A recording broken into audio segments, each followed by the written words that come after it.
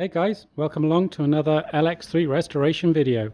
This is my E30 325i Sport, and as you can see it's quite a long way through the build. The suspension's all been restored, the car's been painted, and it's starting to go back together.